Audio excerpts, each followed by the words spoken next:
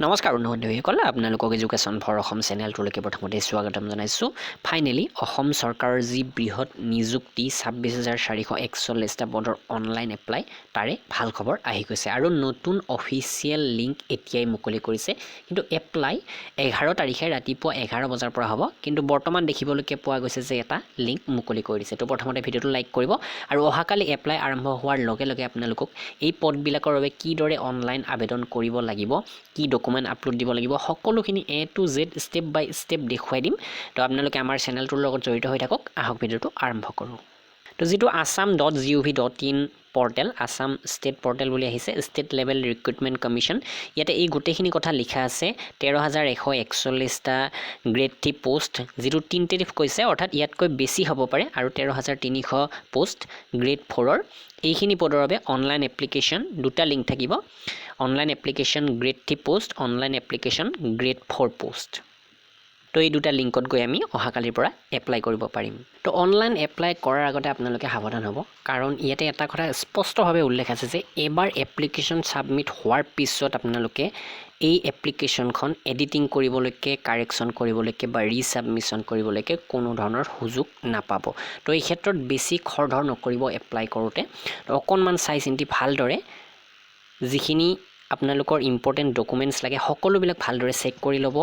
আৰু যিমান পাৰে শুদ্ধকৈ এই ফৰ্মখন ফিল আপ কৰিবলৈকে চেষ্টা কৰক কাৰণ এনেকুৱা ধৰণৰ সুযোগ প্ৰত্যেক বছৰে নাহে ইয়াৰ আগৰ যি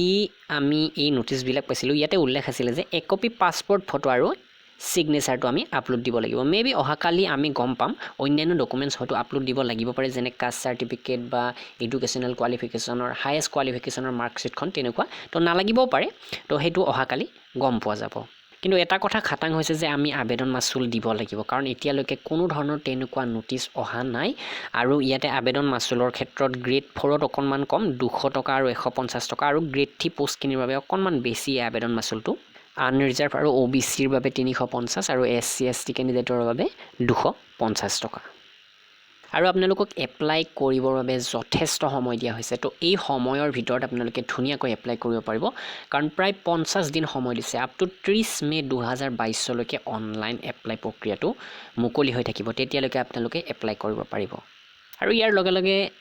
জুলাই আগষ্ট সেপ্টেম্বৰ তেনেকুৱা দিনত হয়তো ইয়াৰ লিখিত পৰীক্ষাটো অনুষ্ঠিত হ'ব পাৰে তো লিখিত পৰীক্ষা কেনেকুৱা হ'ব সেই বিষয়ে আমি আলোচনা কৰিম ভিডিঅ'টোত লগতে জনাও যে এই PDF কিতাপখন আপোনালোকে এই এক্সামটোৰ বাবে ল'ব পাৰে যিখন অসমীয়া মাধ্যমত আছে আৰু মুঠ ইয়াতে 25,000ৰ ওপৰত প্ৰশ্ন উত্তৰ পাব সকলো টপিক পাব অসম জিকে অন্যান্য জিকে কাৰেণ্ট এফেয়াৰ ইংলিছ গ্ৰামাৰ গণিত ৰিজনিং সকলো মাত্ৰ 349 টকাত এইখন PDF কিতাপ কিনাৰ বাবে assamgkpdf.com ভিজিট কৰিব আৰু এটা কথা মন কৰিবলগীয়া ইয়াতে এমপ্লয়মেন্ট ৰেজিষ্ট্ৰেচন সাৰ্টিফিকেটৰ কথা আহি পৰিল কাৰণ আমি গম পাইছো যে 31 মাৰ্চৰ পৰা 31 মাৰ্চৰ পিছত আপোনালোকৰ যিবোৰ অফলাইন মাধ্যমত এপ্লাই কৰা এই যি ৰেজিষ্ট্ৰেচন কৰা এমপ্লয়মেন্ট এক্সচেঞ্জৰ সাৰ্টিফিকেট আছিল সেইবিলাক ইনভ্যালিড হৈ গৈছে আৰু এতিয়া 1 এপ্ৰিল 2022 পৰা আপোনালোকক প্ৰয়োজন হ'ব অনলাইন এপ্লাই কৰা ৰেজিষ্ট্ৰেচন সাৰ্টিফিকেটখন তো এই কাৰণে আপোনালোকে যদি এতিয়ালৈকে অনলাইন মাধ্যমত কৰা নাই তেনেহলে কৰি ল'ব আমি অলৰেডি 3টা ভিডিঅ' আগবঢ়াইছো এই ক্ষেত্ৰত তো সেই ভিডিঅ'কেইটা চাই লৈ ধুনীয়াকৈ মোবাইলতে বা ডেস্কটপত অনলাইন আবেদন কৰিব পাৰিব আৰু অনলাইন আবেদন কৰি যেটো নতুন নাম্বাৰ পাব হেইটোহে বহুৱাব তো পূৰ্বৰ নাম্বাৰটো যদিও আপোনালোকৰ পূৰ্বৰ কাৰ্ডখন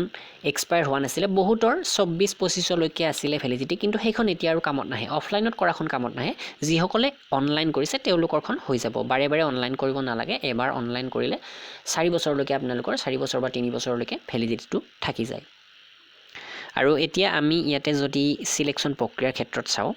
আমি আসাম গেজেটত এই বিষয়ে ধুনীয়াকৈ পাইছিলো আৰু ইয়াৰ আগতে এটা ভিডিঅ'ত আলোচনা কৰা হৈছিল এই কথাখিনি তথাপি আপোনালোকক জনাই দিও ইয়াতে কোৱালিফিকেশ্যন ওয়াইজ সেপাৰেট এক্সামিনেশ্যন অনুষ্ঠিত হ'ব বুলি কৈছে তো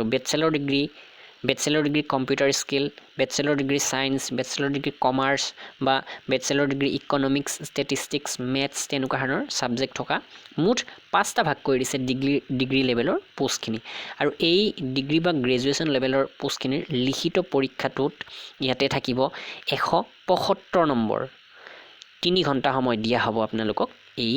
পেপাৰখন সমাধান কৰিবৰ বাবে আৰু এইখন কোৱালিফাই কৰিলে আপোনালোকে দিব লাগিব এটা স্কিল টেষ্ট যেটো কম্পিউটাৰ প্ৰেক্টিকেল টেষ্ট হ'ব অথবা অন্যান্য টেষ্ট হ'ব পাৰে এই পোষ্ট অনুসৰি আৰু নেক্সট যদি আমি হায়াৰ সেকেন্ডাৰী লেভেলৰ পোষ্ট চাওঁ তেনেহ'লে ইয়াতে অকল হায়াৰ সেকেন্ডাৰী পাছৰ আছে হায়াৰ সেকেন্ডাৰী পাছ লগত কম্পিউটাৰ স্কিল লগা পোষ্ট কিছুমান আছে আৰু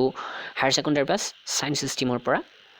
তেনেকুৱা ধৰণৰ কিছুমান পোষ্ট আছে অৰ্থাৎ তিনিটা ভাগত ভগাই দিছে আৰু এই হায়াৰ সেকেন্ডাৰী লেভেলৰ পোষ্টখিনিৰ লিখিত পৰীক্ষাত 150 নম্বৰ থাকিব আৰু সময় দিয়া হ'ব 2.5 ঘণ্টা ইয়াৰেও আপোনালোকে এটা স্কিল টেষ্ট দিব লাগিব আৰু কিছুমান পোষ্টৰ ইয়াতে ইন্টাৰভিউ অনুষ্ঠিত হ'ব পাৰে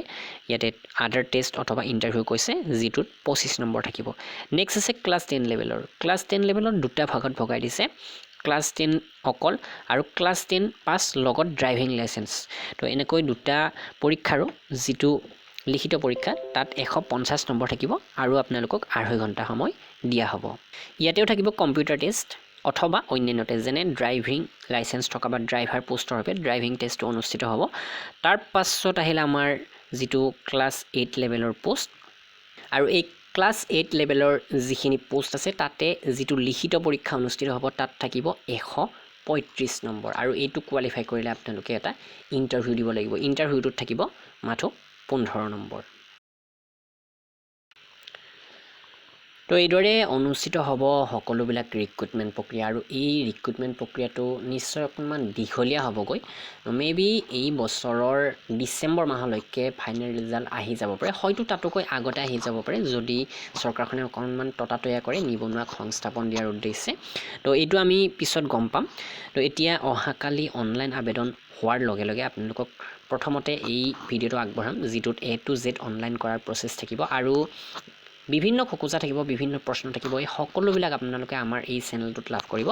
লগতে আপোনালোকে যদি বিচাৰে আমাৰ হোৱাটছআপ গ্ৰুপ জয়েন কৰিব পাৰে তাৰোপৰি টেলিগ্ৰামত ওপেন গ্ৰুপ আছে য'ত ডিসকাশন হৈ থাকে বিভিন্ন ধৰণৰ প্ৰশ্ন আপোনালোকে কৰিব পাৰে আৰু বিভিন্ন বন্ধু বান্ধৱী আপোনালোকক সেই প্ৰশ্নবিলাকৰ ৰিপ্লাই দিব বা আপোনালোকেও কাৰোবাৰ প্ৰশ্নৰ ৰিপ্লাই দিব পাৰে তো সেই সকলোবিলাক লিংক ডেসক্ৰিপচনত দিয়া আছে একেবাৰে তলত তো ভিডিঅ'টো এইখিনি ধন্যবাদ